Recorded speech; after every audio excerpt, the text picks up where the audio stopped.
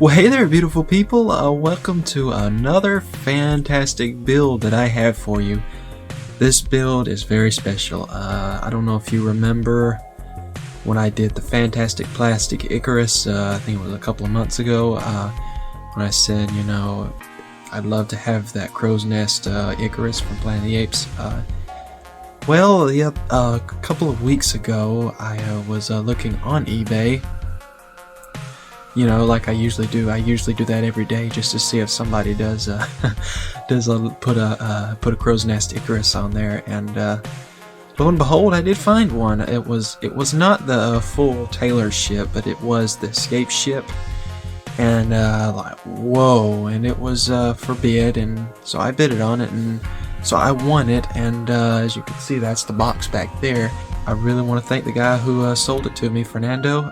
Thank you so much for making one of my lifelong dreams come true. On this episode, we're not going to do any building. Actually, I did some modifications on it already, just to kind of give you an idea of what I've got planned. But I did some modifications already while I was waiting for some stuff to come in. And so you know, I couldn't help it. I just kind of had to tinker with it a little bit. And the guy, Fernando, who sold me this, he sent me some documents that had some information on the escape Icarus that was pretty interesting for me, and some of them that I actually kind of used to kind of enhance the ship a little bit, and I will show you that in just a minute. But again, this episode is not going to be a build. It is going to be showing you what all I'm going to do and what all entails with this build, and I think it will turn out right. But you know, I just, you know, everything is subject to change, but what I am hoping for is what I will explain in the video. So without further ado, let's unbox this thing, and let's see this crow's nest Icarus and see what we can come up with. Okay, so I told you I didn't have any decals for this thing, and I got these from a very reliable source, and I want to thank you very much, man, for giving these to me. And these are masks for the windows, and also where the green is right here. And he gave me 2 of those, and I really do appreciate you providing these for me. And which these originally came with the kit, but these were lost as well. And here are some decals that he provided for me as well. They are not complete, and I am not exactly sure if I can use all these. All these are here, which are for these tail ends here. I think there's actually extra here, but this is kind of what worries me a little bit. This is all here. This will work, but these are kind of missing. But if I've got extra here, I may be able to pull it off. I'm not sure, but I've only got one of these, which that stripe is supposed to go here. And I don't have it to go all the way around. It just kind of, I don't think it wraps all the way around. I could be wrong. It may. I don't think it does, though. I think this is only 1/2. And so that's missing. I only have 1 flag here. But good thing about it is he gave me the wishbone consoles, which is the front consoles that go on this thing right here, this front console right here. So I am really glad, because I was about to just paint these and just kind of make it look good, but he said, hey, I've got these too, so he sent those to me as well. So man, I really appreciate you doing that for me.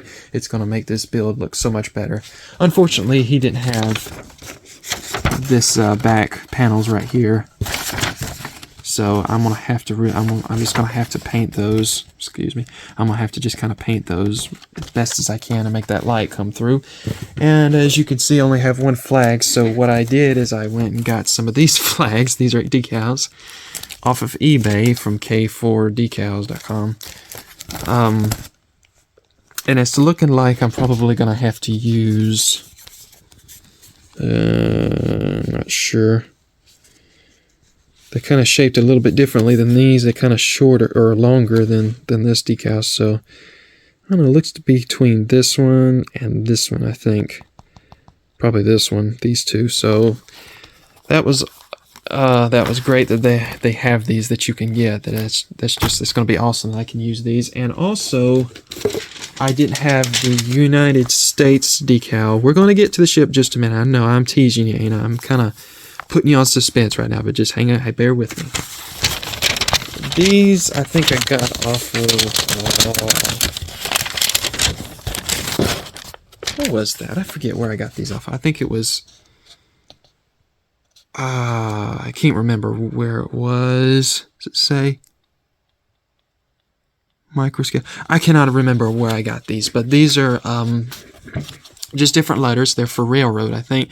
I did a 3D printed Icarus one time, and it's actually on the YouTube. If you go, I think it's 3D printed. You'll see it. One of the first videos I did, and I used wordings like these or letters like this, and just kind of cut them out and used them. And it may not be the correct font, but hey, at least it's something there. And there's different sizes to pick from, so I'm very much covered with the United States, so there's no problem with that. I mean, I'm so glad that these people are able to provide this kind of stuff for these decals and whatnot, so just make your day a whole lot better. So, and then here are the photo etch for the ship. Let's see. I actually got 2 of them. I think it comes with 2 of them. And so look at those nice little consoles right there. Ooh, that's so pretty.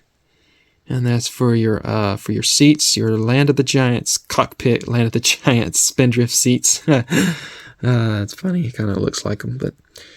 And then there's your tape reels. Very nice. And your wishbone console photo etching area. So that's pretty cool. Okay, so let me pull the actual ship out and show you some of the stuff that I did on this thing. There's the bottom of it.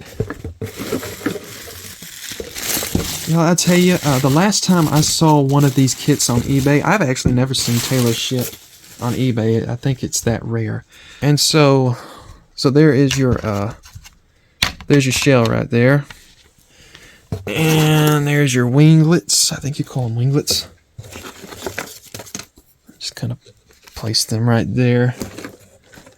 And I'll get to these in just a bit, but these are just kind of little thingies. And there's your back firewall, I think it is. There's, I forget what you call it. And then you've got another one here, and I'll tell you why you've got 2 in just a minute. And here's your cone. And your aponauts. Top of the tunnel. Wishbone console. Base. Metal, yes, you heard me right. Metal parts and your clear windows. I mean, metal parts. Are you kidding me? That's crazy. And for now, and then this, which goes on the back here. So we just kind of put it right there. And then we'll get into the lighting in just a bit. But let me just kind of show you for now what I've got going. So start off with this door. I think it was made to be, you take it off and you put it on, or you take it off and the lighting goes off, you put it on, the lighting goes on, I believe is how Drew had his light kit done. I was trying to figure out a way to make this door open/close, and when I first looked at this kit, before I actually physically got it, I was thinking, oh, I just put some like rod hinges in there, you know, kind of so to open and close. I thought that'd work, and then when I got this thing, I'm like, nope, that is not going to work, because the way this thing works is, and rod hinges are definitely not going to work for this. So I was thinking about trying to scratch build something, as I've seen some modelers out there that had done some really fantastic jobs of making this thing open and close. And I was going to, and then I thought, well, maybe there are some kind of car door hinges out there that somebody makes, you know, that you can put on those model car doors to make them open and close, you know, if you scratch build a little bit. And so I looked, and sure enough, I did find somebody on eBay who does make these little mechanisms to where they're for car doors, and I was like, man, this is gonna work. This is gonna work nice. And so he sent me several different types. I got this off of eBay. He sent me several different types of stuff to kind of try out, and I really appreciate him doing that. And I'm telling you, this, it works. I mean, and I don't see these hinges being used on just car doors. I mean, I see them being used on stuff like this, and I see them like on cabinets and stuff, like a big spindrift over there. When I get to it, that back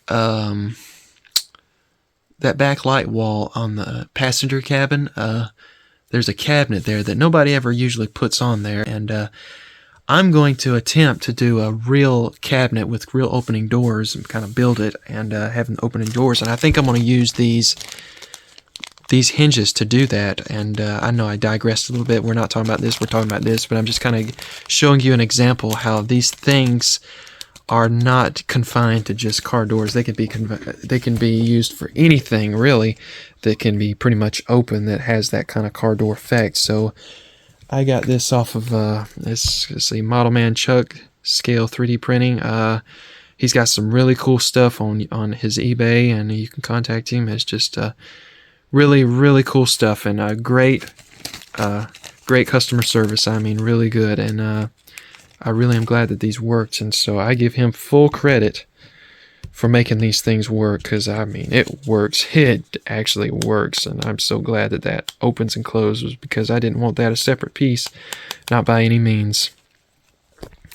And so thank you Modelman Chuck for your contribution to helping make this thing look a whole lot better. Okay, and then right here, like I was telling you, Fernando, that guy who sold this to me, he sent me some documents about this thing, and it tells you a lot of stuff about about the ship, a lot of behind the scenes pictures and photos of that we have never seen in the actual movie, which they say that they did have scenes of the apes inside the ship at the beginning of the movie, but they took them out, I guess, for cost reasons or whatever. I'm not sure, but and it showed a lot of cool stuff. And what he pointed out, Fernando, he pointed out that this back here, let's see, these seats, let me get these seats out real quick. Okay, so he pointed out that these seats, you can see in this kit, right here, the seats are way, way, way, way far back, pretty close to that back wall right there. And in the series and in the movie, or in the pictures, the photos of the movie, these seats are far up. I mean, they're pretty close to this, where is that wishbone? They are pretty close to this right here. They're not way back here, they're way up here.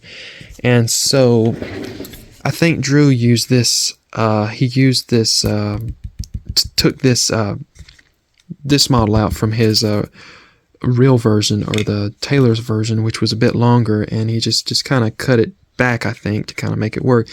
But the well here is, for this one, is a bit too deep, and so and of course on Taylor's version it was deep, but on this one obviously it was not. They shrunk it down a little bit and kind of brought it up just a little bit. So what I had to do some scratch building, and so the whale kind of did stop right here. Now it stops here, you know, it kind of stops right here, but it used to stop back here. And so if you had your seats, let me put this here for instance. Let's see, I'm kind of okay, yeah, I think this goes here. Yeah, that goes there. And then let me just kind of just pop that right in there. Okay, so somewhat like that. Let's just say it like that. And originally the seats were back here. You could see those little nubs. They were actually they were bases, and I just cut those down, and I just eliminated those completely, because this thing is inaccurate. And I have always actually agreed that the seat should have been up just a little bit more. I am so sorry if this camera work. I am just kind of trying to finagle a little bit, but so originally they were kind of to go back about there. And so if you look in the photos, the seats are here. They're clearly about there. And so from here to there, that's a pretty big difference. But you can't, on this kit, bring it up unless you build up that well some more. Otherwise, if you've got this seat right here, I mean, it's just going to be sitting right in the well. And of course, the middle one is going to be in the well. So that is what I had to do. So I built that up a little bit. And I just kind of put those little steps there. I mean, it kind of makes sense. It needs some steps right there. Just kind of help them while they're walking down that steep slope right there. So I'm actually glad I did that. But I have always kind of agreed that those seats back there just don't look good being back here. They should be here, right there. So yeah, that's pretty interesting. The other little thing that I did was this little hatch right here. I made it to where it will be opening / closing, which will go right there. I'll glue that in and it'll just go in there and it'll open / close like that. And then right here, this is where your hatch is gonna go right there. But you got, you know, I mean, I'm just saying, you know, I don't like that. I like things stationary as much as I can. And so what I'm going to do is I made some holes. I'm gonna put a magnet there, and then I'm gonna put a magnet in there, and then when I close this thing up, bingo, it should stay right where it wants to until I want to unmagnetize it. Okay, so now let's get into the lighting. I have some big plans about this lighting. I did not know this, but I was wondering why I got 2 of these. But if you notice, this one is filled and this one is a bit more hollow, and this one is for lighting. I don't think this came with the actual crow's nest kit. I think it came with the light kit. I'm not sure though. It could have came. You could have gotten both. I'm not really sure, but anyways, it's so cool. I got both, and so this I will magnetize this to back here behind these little things right here, like that, and then this will in turn magnetize to that. Bingo, like that. And so you're saying, well, why are you going to do that? Why are you magnetizing twice? Well, here's what I'm going to do. When I build a model, especially for me, really for me, when I build a model, I don't like dependent lighting. I like, if I can get independent lighting, that is what I'm going to go for. And I'm using Evan Design, and I'm going with these 3-volt coin cell holders. I'm going to connect 2 of them together. Where's the other one? Is there not? Yeah, here's the other one, and I got a bunch of batteries with them. But if you connect 2, it says for one, I think it powers 10 lights, and if you put 2 of these batteries together, connect them together, I think it powers about 20, and then so on is however much you want to go. And so I'll be able to put these coin cells right in here. I'll be able to, if you hadn't guessed already, put them right in here. Put them right in there, and so this will definitely have to be magnetized so I can change out batteries. And so with that said, this thing is going to be very independent. I mean, you'll be able to pick up the ship and just kind of fly it around the workshop if you want to. And so that ain't all. Let's see if I can get this. Okay, so I got touch sensor wires. So you connect your LEDs. I got 2 of them. You connect your LEDs to the sensor wire wherever it is in here, and you touch it, and it comes on. You touch it again, it turns off. And it's just basically like a switch. It's just kind of more compact and more convenient. So, excuse me, I got bad allergies. I drilled this hole out. If you can see, I got 2 holes here. And this is for these sync LEDs right here. Red breathing LEDs. And one red one's going to go here, one other red one's going to go here. If you saw in Taylor's ship, when they crashed into the ocean and the ship was coming up out of the sea, kind of like looking like this, you know, you could see, you can remember those red lights flashing in sync together. And if you hadn't guessed already, you probably can figure out what I'm going to do, what one of these is for. So one of these touch sensors is going to be for regular lighting, which is going to be lighting regular lights up here. It's going to be lighting these stationary lights here, which are all non-flashing. They're going to be completely solid, which means no flashing LEDs. And they're going to be flashing. They're going to be powering this, and it's going to also power these LEDs right here, which will go from here. So that's what one of these switches is for, touch sensor switches. Another one is going to be for this red light, which is going to be completely separate. And when I touch it, these lights will come on. They'll blink, or they'll breathe on. They're breathing, so they will breathe on and off, on and off. And then not only that, but I'm going to connect.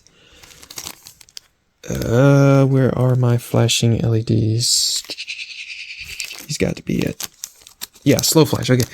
And when these red LEDs come on, which is connected to this sensor that turns these on, it will also be connected to these 8 warm white slow flashing LEDs, which I am going to put in here. So it'll give a cool effect. It'll almost be like an emergency kind of thing when you touch it. So you'll have a regular mode and you have emergency mode. So you'll still have regular lighting in here, regular solid lighting. But when I want to, if I touch that that sensor, flashing LEDs will also come on in here, and you'll have flashies, which will shine through here, and also you'll have solid. So it won't be like really noticeably flashy. It'll just kind of be subtly flashy, but it'll be good. It'll look really good. And I'm going to put them here, and those two are going to be separate. And I hope that made sense to you, and I wasn't rambling, but it will as the build goes on, so it'll make a lot more sense. And one little quick thing I saw in one of the photos that Fernando sent me. If you look in that photo at the top up here, there is clearly some kind of a console, and I didn't want to do no contour. I just kind of put a little thing there just to kind of put it on there. I'm going to paint it up, just kind of put some buttons on there and just kind of make it look pretty similar to some kind of a console. And finally, I got that little piece right there from the tab to these armrests right here. It's just little metal tabs that just kind of like trees that keeps these armrests, kind of keeps them together. And I just going to use that to pop that in there with. So that is really good. So oh, I wanted to show you the paints I'm going to be using. Is white, gray, got another white. And this is going to be, the cockpit green is going to be for right here. And of course the white, I'm going to use XF white, and it's going to be for right in here, the white parts. Silver, chrome silver, I'm going to use for, I'm not exactly sure. Oh, what am I going to use silver for? I have to look and see what I use silver and sky gray and just blacks and stuff for different things. And of course I am going to use buff for the interior beige parts. So that is the colors that I am planning on using for this thing. And that is just about everything. So we are ready and set to get this thing building, a one-of-a-kind build.